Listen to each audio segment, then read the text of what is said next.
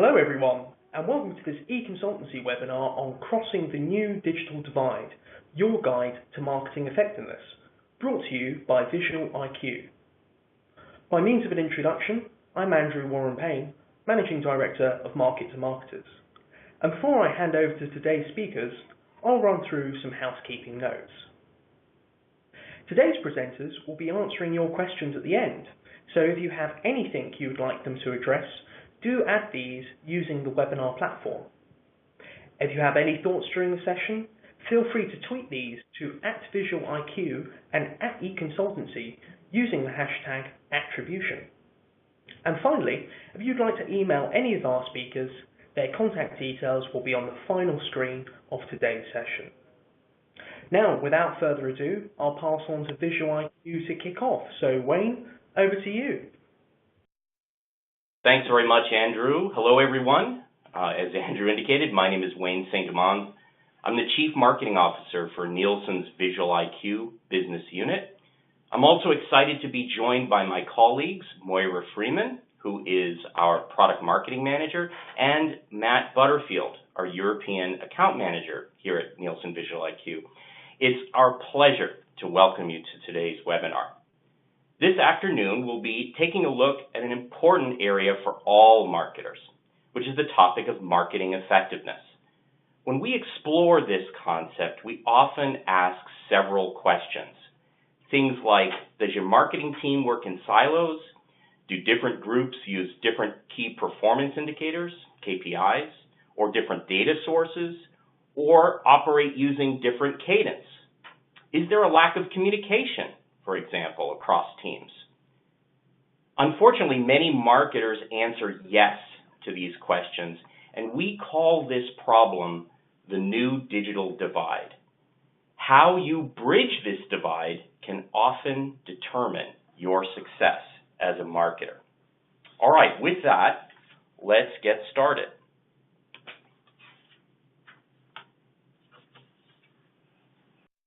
So obviously the game has changed. Digital is one of the most important drivers of this evolution when we think about empowered consumers. Understanding what's working and how to assemble the correct mix of tactics in a world with digital, cross-device, offline components is one of the biggest challenges that marketers now face. And they need the marketing intelligence that can reduce the complexity of this puzzle. Let's jump into this and explain some of the forces that marketers must take control of to produce the outcomes that they desire. So let's talk a little bit about the digital era.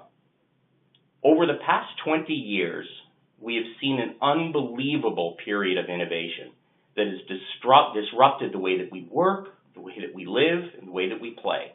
Digital technology has created a new set of challenges and opportunities for marketers. However, some marketers don't understand how much digital has changed marketing. They feel a lack of control and don't have the insights to get the performance that they need. Looking at a timeline of digital innovation, we see how rapidly this explosion has occurred. In 1990, for example, the World Wide Web began. Then Google came around in 1996. Then, if you can believe it, the iPhone has been around since 1997. Then LinkedIn came along in 2002, Facebook in 2004, Twitter in 2007. And real-time bidding, which is probably most relevant for this conversation, came along in 2009, which changed the way that we advertise digitally forever. To give you a sense of the reach of digital, here are some facts. In 2010, the average buyer clicked 5 sources before making a purchase. By 2013, that number had grown to 12, so from 5 to 12, more than double. Google now gets over 3.5 billion searches per day and 1.2 trillion searches per year worldwide. Today's consumer averages nearly 3 hours a day on mobile. 25% use 3 devices per day, and more than 70% switch devices mid-activity.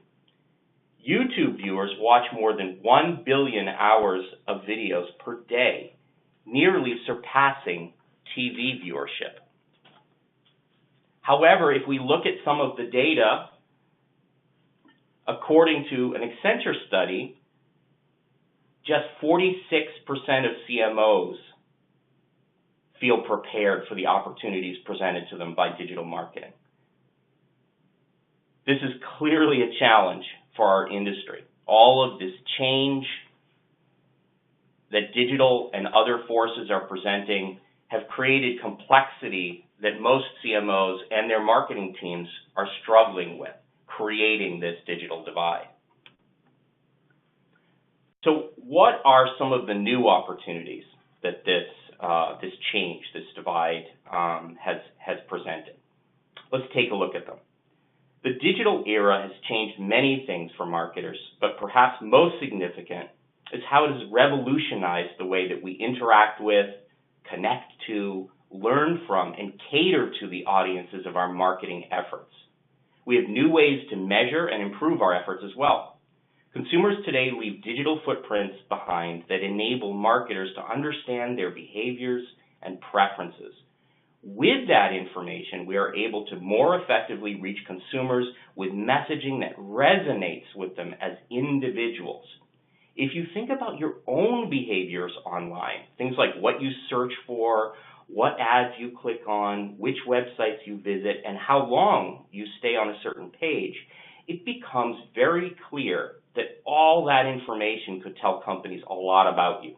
Not only do we have the ability to track consumers, but today we can also determine how effective those targeted marketing efforts are across our audiences. We can understand and cater to those audiences, measure marketing and media effectiveness, and even optimize our marketing strategies without having to actually put marketing campaigns into effect. How, you might ask? So the answer here is multi-touch attribution, otherwise known as MTA, which is one of the most sophisticated tools in the modern marketer's toolbox. MTA operates, it uses a complex algorithmic model that determines the amount of fractional credit that should be applied to each of the influential touch points in the consumer journey. In terms of the key performance indicators that matter most to your business, this gives us all, as marketers, an extremely accurate picture of which addressable media channels, campaigns, publishers, creative, even keywords are influencing your consumers and by how much. And it can do this in a predictive fashion by looking at the data that you have in your various systems. So let's dissect this a little bit. Let's look at addressable media versus traditional media. So multi-touch attribution, MTA, relies on the digital footprint left behind by consumers. This footprint is created by tracking behavior at the user level on what we call addressable channels. Addressable channels enable us to track activity at the user level using cookies, pixels, or tags. Search, social, display, affiliate, and email, these are all examples of addressable channels.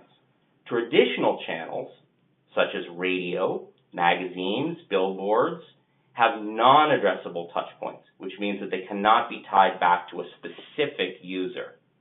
For example, it's impossible to know when a specific user has been exposed to a magazine ad. Addressable media has given rise to our ability to understand consumers, who they are, what they like, how they behave, and cater our marketing initiatives to meet those needs. We call this, and many in our space call this, people-based marketing.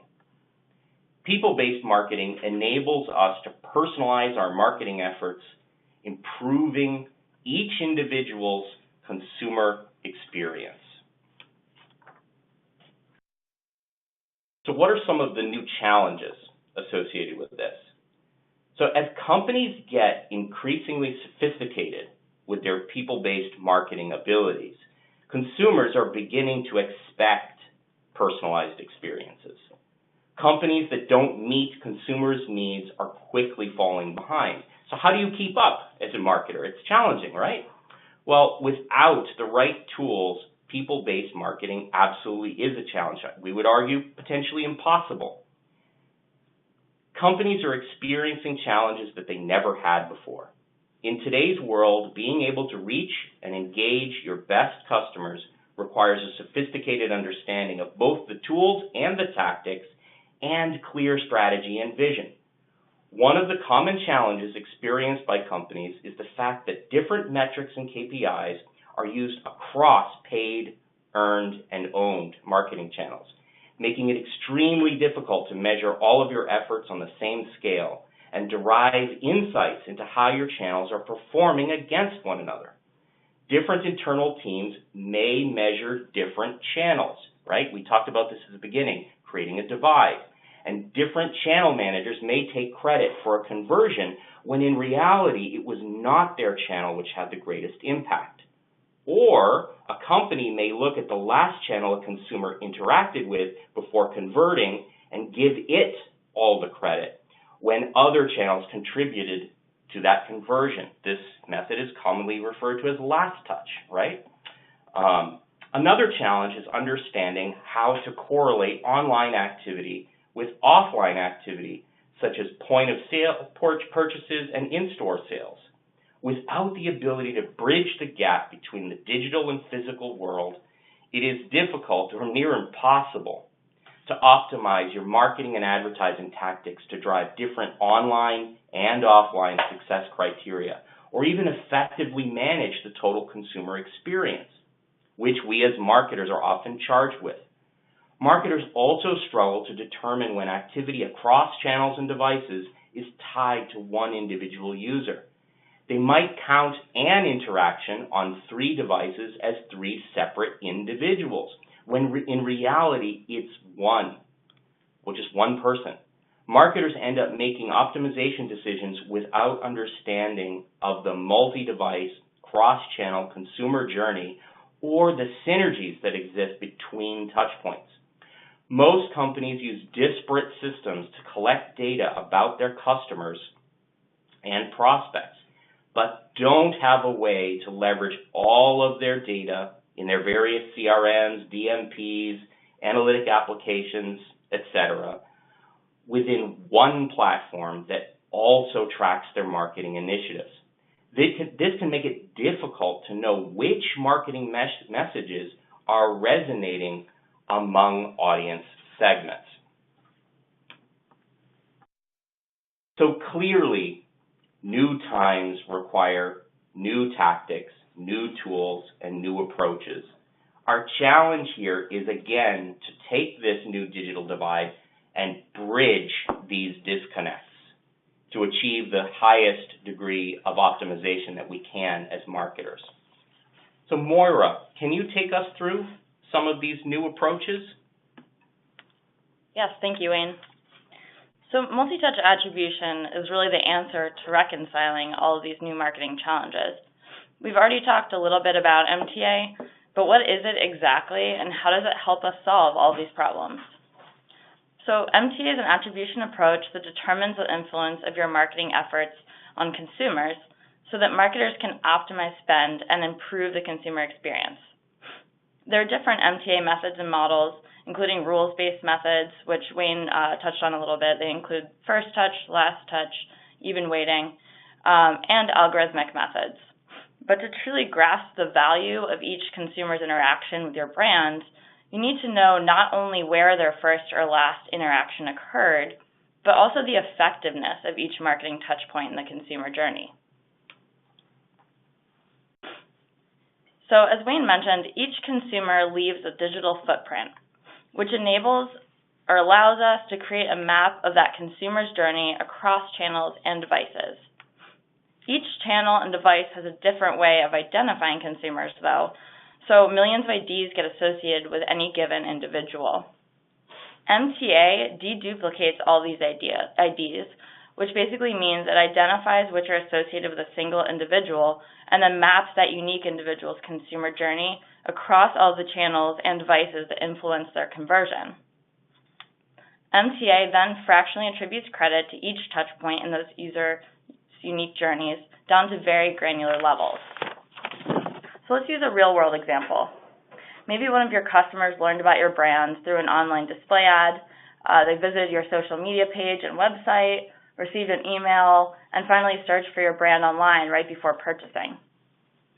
Rules-based methods arbitrarily assign credit to the first touch point, which in this case would be the online display ad, or the last touch point, the online search, or evenly distribute credit across all touch points, so in this case giving each 20% credit. However, if we were using algorithmic multi-touch attribution, we would discover that this was not the case at all. Your customer was definitely influenced by the display ad and online search, but they were also influenced by social and your website. It turns out they didn't even open your email at all, so even waiting would have inaccurately given credit to that touch point. So not only does this give you an inaccurate sense for the performance of each of your channels and the campaigns and creatives within them, but it also keeps you from providing that personalized experience to each of your consumers. In this example, if you used last touch, you would have given credit to online search alone. But what are you doing to retain that customer? How do you know what other touch points are relevant to them? So as you can see, not all attribution models are equal in terms of the level of granularity, accuracy, and depth of insight they can provide you. Algorithmic multi-touch attribution measures the marketing performance of each channel in a consumer journey using user-level data and assigning each channel, and even each aspect of each channel, the credit it actually deserves. So let's explore how this is done. Here's a small sample of different unique IDs that might get associated with an individual. If you don't have a lot of data on your customers, MTA providers like Nielsen Visual IQ can supplement the first-party data that you do have with additional cross-channel and third-party data, such as audience data, impressions, and offline data. For cross-channel data, Nielsen Visual IQ collects user-level data using an ad server or a pixel-based approach. Third-party data from partners like TapAd, Load.me, LiveRamp, etc., they can bring in additional device, audience, and offline sales data to improve the solution's ability to accurately match IDs even further. Once the platform reconciles millions of disparate user IDs to identify unique individuals across devices and environments, these attributes are used to create audience segments. So let's say we've identified the devices and environments in which this user has interacted with your brand.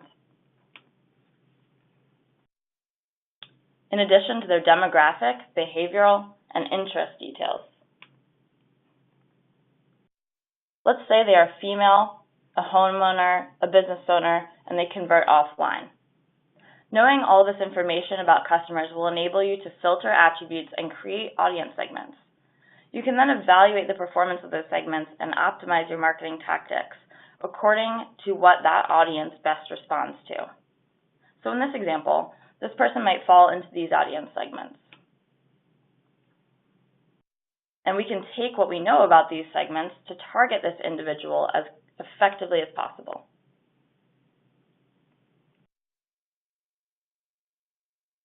So as you can tell, there are many benefits to implementing algorithmic multi-touch attribution. Some include accuracy. So MTA is the solution that is the most accurate because it uses complex algorithmic models to assign fractional credit at the marketing dimension level for every touch point and uses predictive analytics to produce granular media recommendations. Not all algorithmic models are the same. Some rely exclusively on models like game theory and path-based models, which algorithmically compare user journeys across touch points to isolate the fractional influence that a given touch point has on a specific KPI. These approaches measure user journeys at the channel level only, and all the dimensions within that channel receive the same attribution weight, even though they're likely to have had varying degrees of influence. Attempts to optimize one marketing or media dimension in isolation would therefore be inaccurate. So the best MTA solutions do not rely on making comparisons between user journeys. Instead, they use sophisticated algorithmic models for assigning fractional credit of a KPI event for every dimension level of every touch point.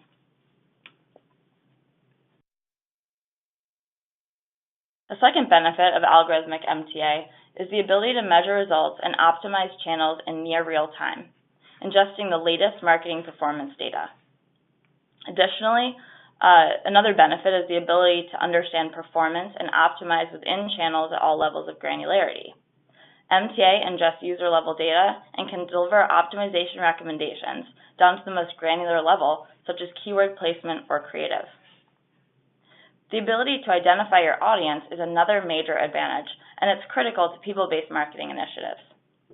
MTA tracks and measures activity at the individual level by deduplicating the multiple IDs associated with a single consumer, and this gives us the most accurate user-level view of the consumer journey and helps uncover potential targeting and optimization opportunities. With that, I'm going to hand it over to Matt. Thanks, Moira. Hi guys, I'm Matt Butterfield, Account Manager here in EMEA. I wanted to take a bit of a moment to chat with you about a really cool partnership that Visual IQ have as part of our product offering. I'm sure everyone listening to this webinar has probably checked some kind of social media network today, and I can guarantee your customers have probably done the same. Of all the social networks out there, Facebook of course looms the largest. Sadly though, due to strict requirements, few companies can understand how their Facebook ads are performing compared to all of their other channels and publishers. The truth is, few attribution vendors can offer visibility into Facebook at all. But don't despair. Visual IQ has signed a unique partnership with Facebook, giving us access to every Facebook impression served by our customers across all Facebook properties. Additionally, this data is passed at the Facebook user ID level, enabling a unique ID sync with our data and true people-based architecture. Aside from a small handful of partners, no other vendor in the market has access to user-level impression data for all consumers, not just converters, at the ID level with Facebook.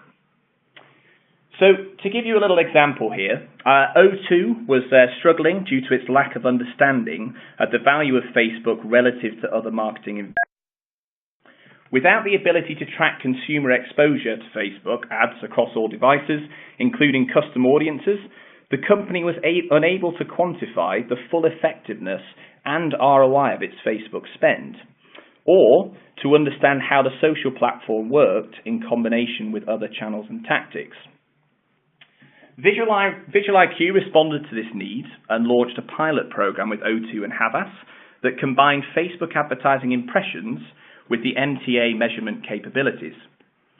After the successful pilot, Visual IQ was able to show stakeholders at O2 and Havas that Facebook was a key component of their marketing and media strategy and uncover its value down to a very granular level.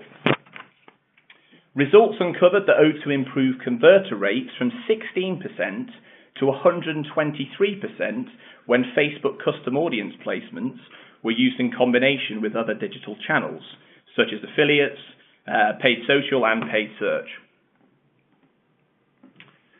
Let's take a moment to look at the cost per acquisition for paid social versus other marketing channels.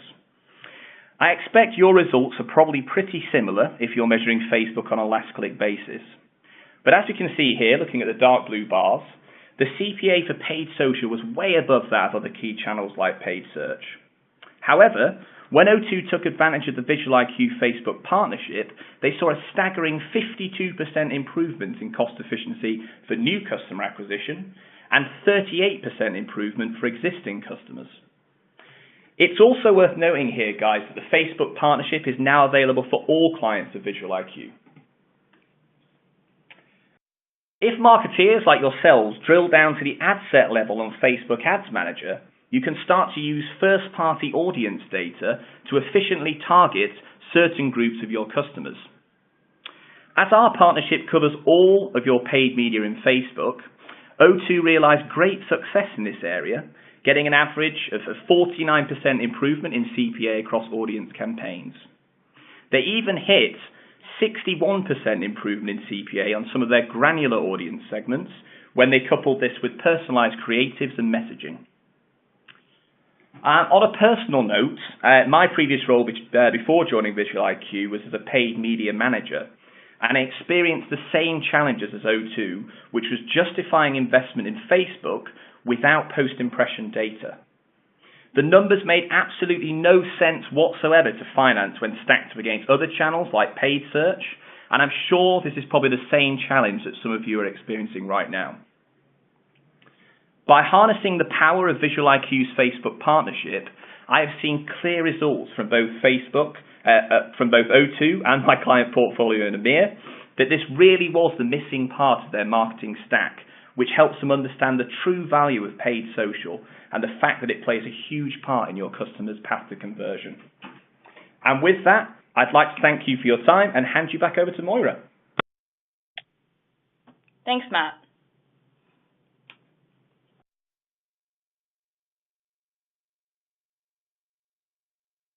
So perhaps you're thinking, okay, this is all great, but there's no way MTA would work at my organization.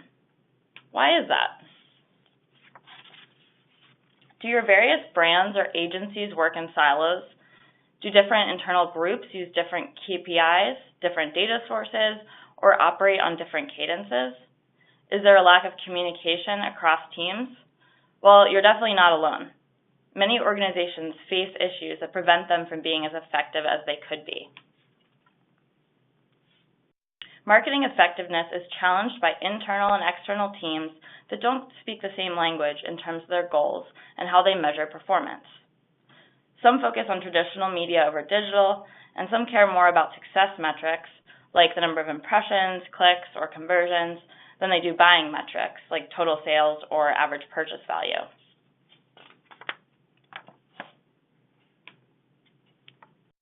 Marketers at different levels of the organization also use different metrics, work on different time frames, and don't communicate across channels. Perhaps you can identify with one of these situations. So let's say you're the CMO of a company and it's budget planning time again. You need to justify your current marketing spend and decide how to allocate budget. You ask the VPs of marketing and media to report on which channels are driving business objectives for each target audience, so you can use that information to reallocate budgets. But you quickly discover that your VPs are not using a single source of truth. Their data is conflicting and different departments are claiming credit for the same conversions. So what do you do? All right, so let's say you're a VP at a company. It's the end of Q2. Last quarter, the brand launched a new multi-channel campaign to drive sales of a new product, but the campaign fell short of its performance goals. The VP needs to know how to best allocate spend in order to increase sales. Since a business rival is launching a competing product, you know the marketing message needs to resonate with target customers and compel them to take action. You ask the managers of paid search, display, email, and e-commerce to report on cross-channel interactions before deciding how to best allocate quarterly budget to reach your targets. You soon find out that there is no way to derive holistic, multi-channel insights, and each team has a different understanding of the impact of their channels.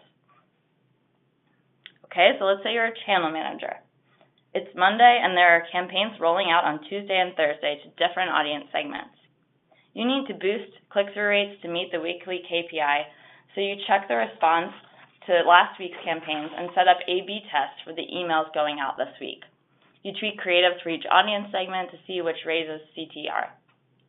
You then optimize the email by segment and push those out to generate a higher return. However, when the campaign results come in, click-through rates are even lower than they were the previous week. Could this be because you were relying on data that wasn't in real time and did not take any historical information into account? This drive to really know and understand individual consumers has led to the rise of people-based marketing approaches. While we believe this is absolutely the right way to think about marketing and advertising, there are several challenges and requirements you must keep in mind as you formulate your own strategy. If you feel as if you've been one of those CMOs, VPs, or channel managers, it might be time for an upgrade. The benefits of MTA go beyond performance optimization and people-based marketing. MTA also addresses the most common challenges to marketing effectiveness by providing a central repository for your data so that every team is using the same source of truth, working toward the same goals, and benefiting from near real-time, user-level insights. To be effective, every member of your team and your agency partners need a holistic picture of performance. New tactics require new solutions that make it possible for your organization to work together toward shared goals. So with Nielsen Visual IQ, you can really uncover the true performance of your marketing and advertising. You can gain deeper insights into your most valuable customers and prospects. You can get a people-based view of the consumer journey across all touch points and see how online actions influence offline behaviors and vice versa. You can optimize experience and, most importantly, drive results. So with that, I'll hand it over to Wayne. Fantastic. Thank you, Moira. Thank you, Matt. I think collectively we've provided a pretty good overview of this topic. However, this is a very complex topic. It's inherently complex given all of the data sources and even the complexity that lives inside of each of your marketing organizations. Given the complexity, we certainly like to invite you to go deeper on this specific theme and learn a bit more about this topic. And we'd like to invite you to visit our resource center at visualiq.com and feel free to download the Crossing the New Digital Divide ebook. While you're there, you can also view lots of other great content, customer case studies, videos, other best practices content. You can even request a demo of our platform and see it with your own eyes. So I think with that, we are going to hand this back to you, Andrew, and transition to the question and answer session. Great. Well, thank you, Wayne, Moira, and Matt. Some great insights there. And for me, I found particularly interesting that example from O2 showing improved visibility into their spend on Facebook and that average 49% decrease in cost per acquisition. So we have some questions coming in from our audience already, so please fire across more as you have them, because that's the part of this session right now. So the first one I have here comes from someone who's asking about connecting up these different sources of data, and they're asking us, how should I connect the dots between traditional channels like direct mail or TV with multi-touch attribution? Can you identify the same person across all channels, including offline? So who would like to answer that one? I'll take that one, Andrew. Great, thank you. Yeah, thanks for that. So we have different integration methods that enable you to integrate data from online and offline channels and map that data back to the unique individual. We use Nielsen Visual IQ's pixel approach to get impressions and clicks from online and offline addressable channels. And through our integrations with ad servers and other partners, we can loop in additional cross-device, offline, TV, social, i.e. Facebook, and map it to the same user. Great, thank you. We have one other question here, and do sort of keep them coming in the panel. So this question here, we have someone asking, so if the different channels are being measured by different KPIs, and I think this aligns with that different group creating credit, how can our different teams, internal or external, such as our agency, get on the same system for measuring success? Sure, I'll take that one again. Sure. So during the setup phase, we work with our customers to make sure that the platform reflects the needs of all the teams, all the channel managers across the company, so that, as we were talking about before, everyone can start speaking the same language, and we really provide that single source of truth across the organization. Great, thank you. Wayne, have you got anything to add to that point by any chance? No, I think that Moira has done a great job kind of summarizing the response to it. Great, excellent. So we have another question here, which is about someone's digital footprint. And I guess this is looking into the insight that you can track there. So we have someone asking, because of these addressable channels or this digital footprint, can you tell who the person is with people-based marketing? Who would like to take that one?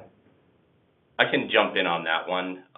So we use a process where we are tracking users based on IDs.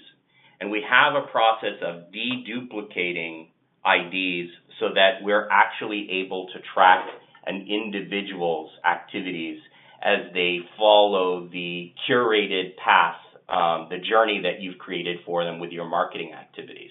So the technology is inherently designed to see individuals in a deduplicated fashion so that you can actually do people-based marketing and you can measure your performance through an audience segment-based lens.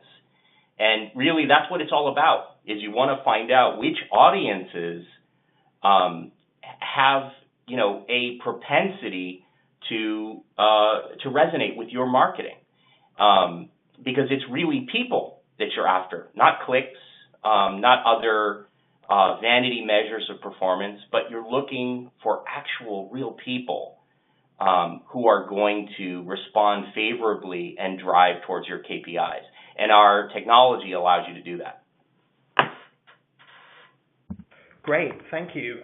And on that note of people, Wayne, and we have someone here who's dialing in from Europe, and they have a question around GDPR, which obviously addresses that point of people and the data about particular people.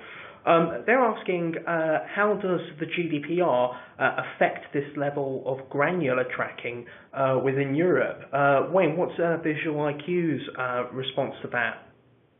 Yeah, we have implemented, we've obviously seen this coming for a while, as many vendors in the space have. We've implemented our own tag for identifying people, and in implementing that, we have taken GDPR into account.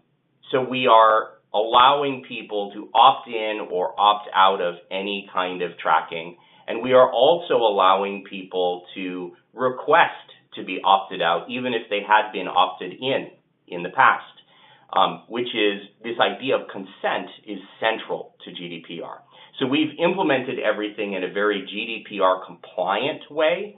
Obviously, this means that match rates and our ability to track individuals might go down a bit, but with regard to identifying individuals, tracking them across, even a slight decrease in your ability to do that is still better than flying blind, which is what most marketers do. They have no directional guidance with regard to the audiences and the mix of activities that are yielding the highest performance, the most optimized performance possible.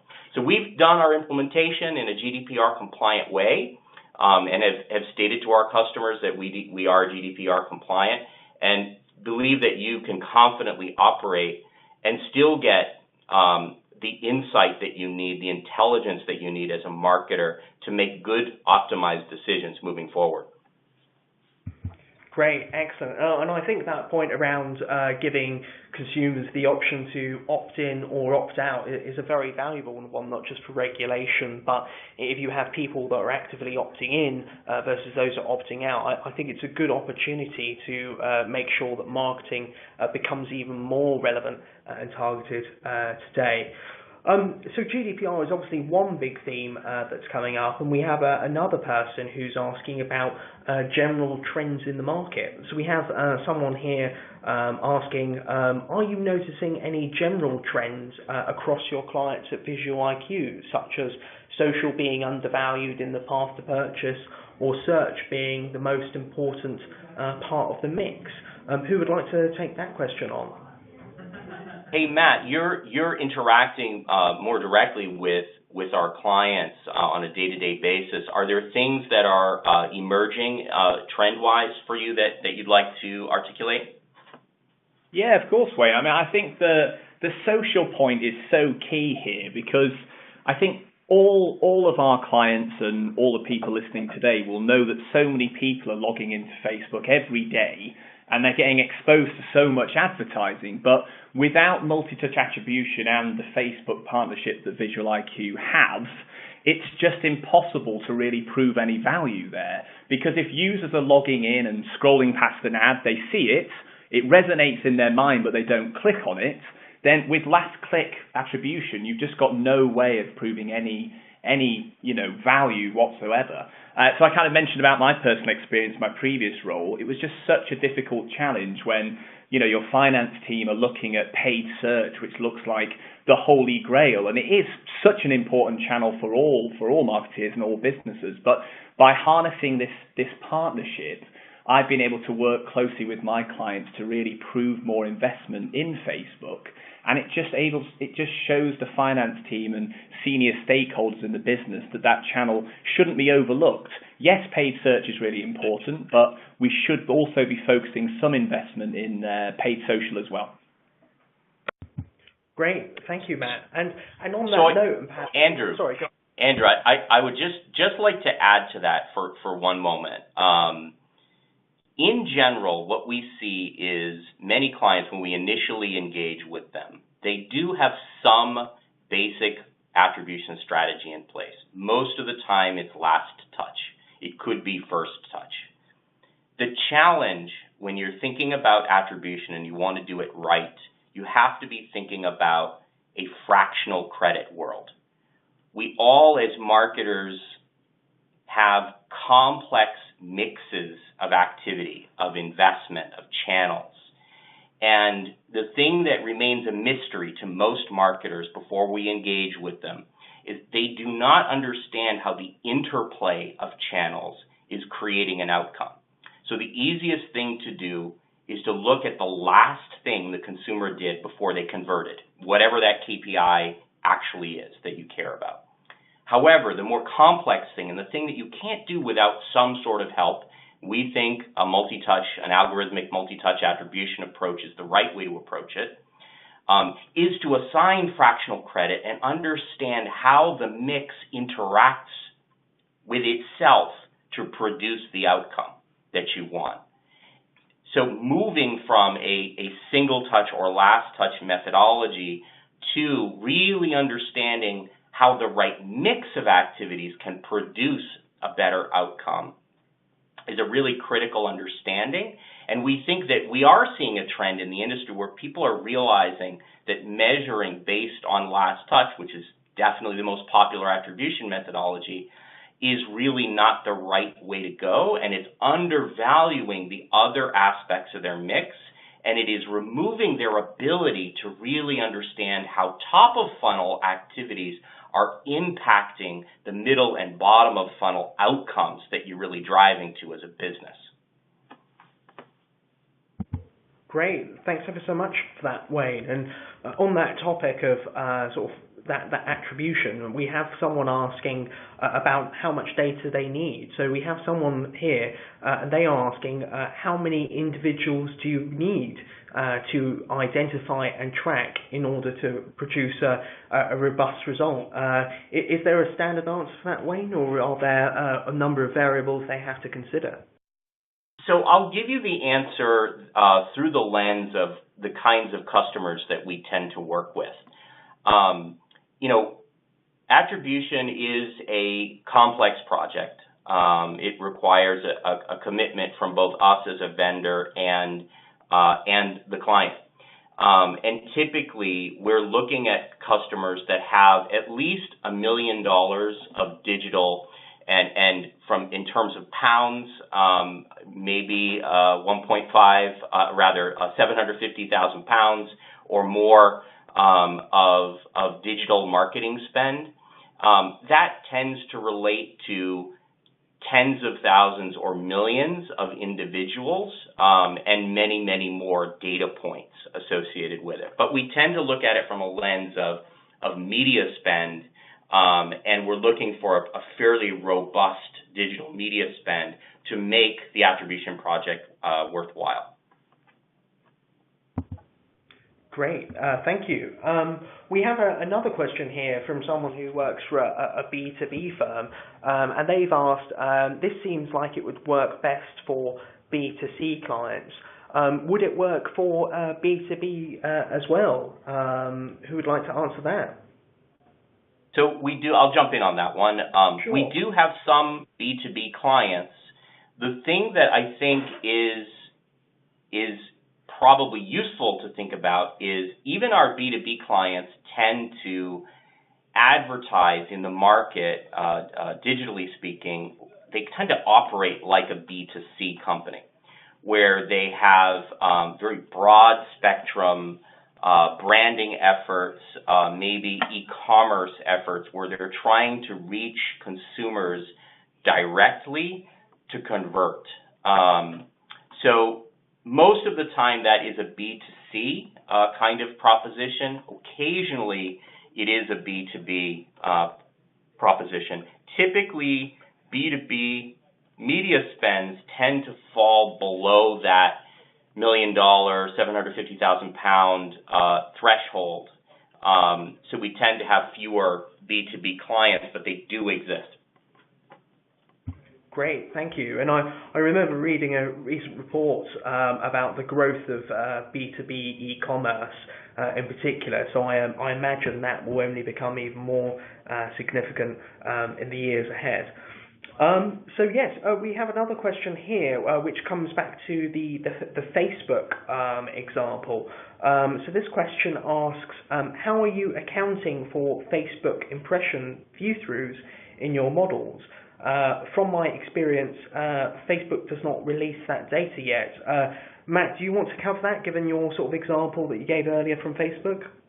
Yeah, of course. It's a really good question, actually, because obviously most marketers know that you can implement an impression pixel on, like, say, display media.